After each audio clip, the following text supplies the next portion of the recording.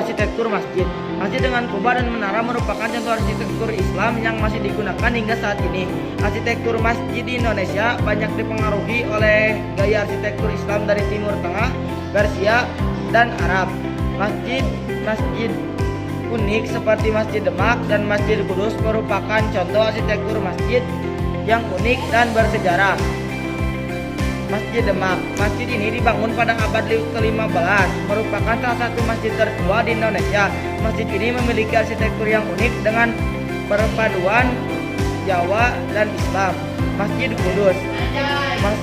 Maulid ini dibangun pada abad ke-15 dan memiliki menara yang unik dengan atap berbentuk tajuk. Masjid ini merupakan contoh arsitektur masjid yang dipengaruhi oleh gaya Jawa dan Islam. Kaligrafi dan stil alami. Kaligrafi Arab dan seni Islami lainnya masih digunakan dalam dekorasi masjid dan kegiatan keagamaan. Kaligrafi Arab digunakan untuk menulis ayat Al-Quran dan hadis serta untuk menghiasi masjid dan bangunan lainnya. Seni Islami seperti ukiran kayu, kaligrafi, dan mozaik masih dipraktikkan oleh seniman di Indonesia. 3. Tradisi pernikahan.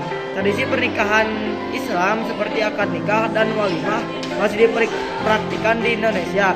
Akad nikah merupakan prosesi pernikahan yang dilatarkan di depan penghulu dan disaksikan oleh saksi-saksi. Walimah merupakan pesta pernikahan yang diadakan setelah akad nikah.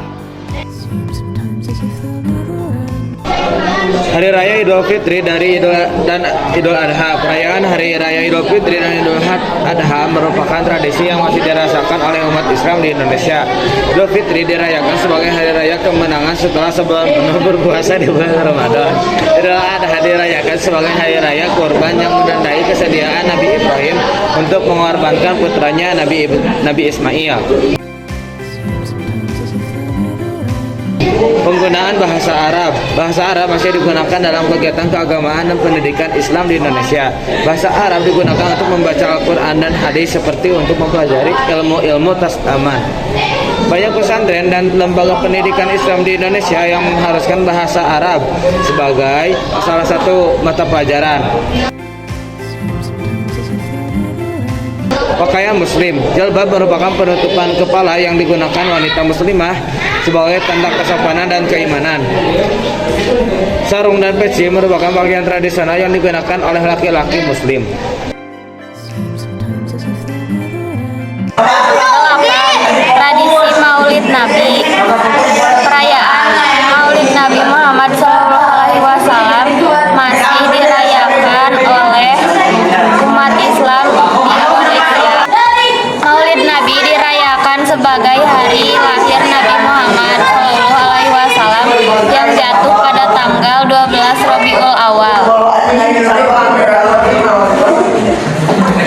Perayaan Maulid Nabi biasanya diisi dengan pembacaan sholawat, pengajian, dan kegiatan keagamaan lain.